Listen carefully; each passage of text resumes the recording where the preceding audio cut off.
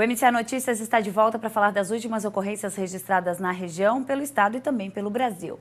O último acidente com morte registrado na BR-470 foi mais um triste marco na história da rodovia.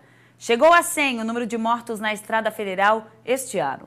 O índice representa um aumento nas vítimas fatais em relação a 2013, quando 96 pessoas morreram em colisões na BR-470. E o ano ainda nem terminou. Desde 2000, 1.581 pessoas morreram em acidentes na BR-470. Desde então, o período mais violento foi 2011, que registrou 166 mortes. Enquanto isso, a obra de duplicação da BR-470 segue em 3 dos 4 lotes licitados, todos na região do Médio Vale do Itajaí.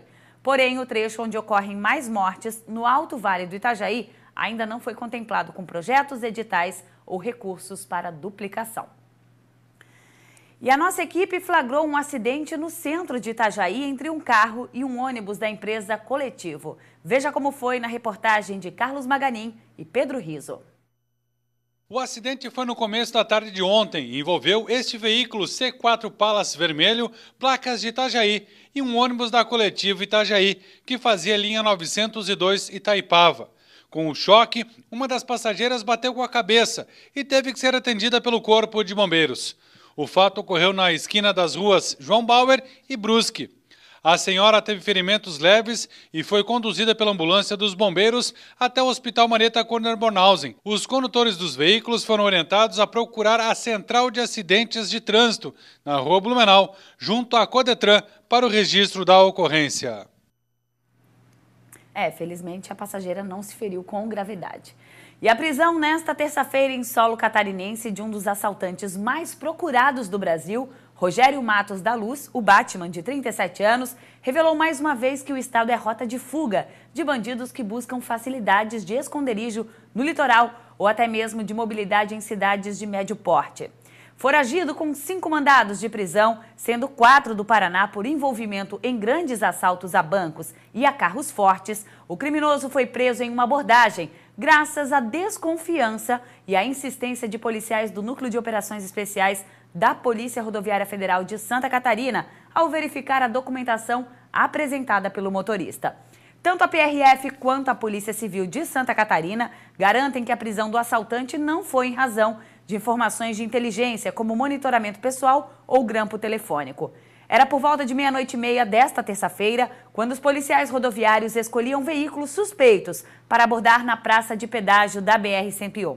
Não era uma grande blitz visível, como a que estava montada na mesma noite, a alguns quilômetros dali, em frente ao posto da PRF em Pirabeiraba, em Joinville, com homens da Força Nacional de Segurança. Batman, esse que aparece na foto, estava com outro homem, num Golfe com placas de Curitiba, quando o policial fez a abordagem no local de pagamento da tarifa.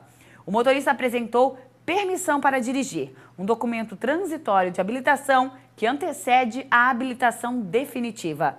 Como a idade que constava era 37 anos, o policial estranhou o condutor ainda não ter a carteira de motorista definitiva, além de o documento ter sido emitido no estado do Paraná. A carteira de identidade que portava havia sido expedida em Minas Gerais. O nome que aparecia nos 2 documentos era Rogério Matos, sem o último sobrenome, Luz. Ao lançar em computadores e redes de comunicação policial, a equipe verificou outros dados, a fotografia, e logo descobriu que se tratava do bandido mais procurado do país. Os policiais passaram a vasculhar os dados com a ajuda de computadores e descobriu que se tratava do assaltante foragido.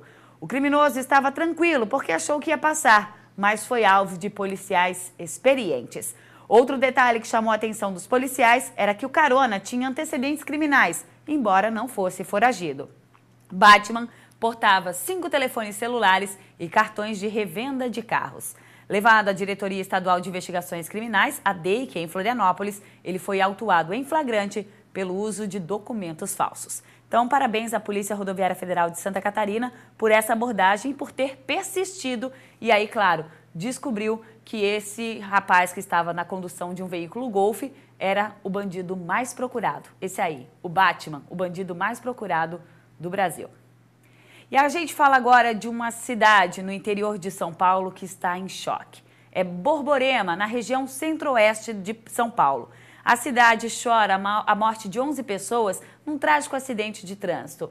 Um ônibus em que essas pessoas estavam bateu de frente com um caminhão. Entre as vítimas, 6 estudantes e professores. Todos voltavam para casa depois de uma excursão para a capital São Paulo. A batida foi no fim da noite na rodovia Leônidas Pacheco Ferreira, em Ibitinga, na região de Bauru. O ônibus já estava quase chegando a Borborema, só faltava mais meia hora de viagem. Bateu com um caminhão que transportava óleo vegetal. A lateral direita do ônibus ficou toda destruída. A polícia ainda não sabe exatamente como foi o acidente. 11 pessoas infelizmente morreram, entre elas essa professora de artes, Márcia Carvalho Biasotto. 30 pessoas se machucaram, 16 com gravidade. Elas estão em hospitais lá da região. Outros 2 ônibus também participavam da excursão e chegaram a Borborema antes do acidente. E a Polícia Civil de Ibitinga divulgou o nome das vítimas do acidente que aconteceu por volta das 11h30 da noite de segunda-feira.